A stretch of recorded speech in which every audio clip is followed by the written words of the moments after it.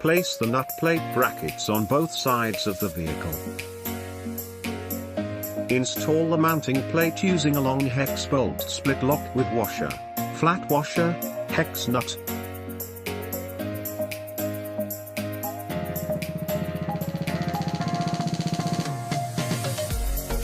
Install the holes in the bumper and body, and then tighten the screws.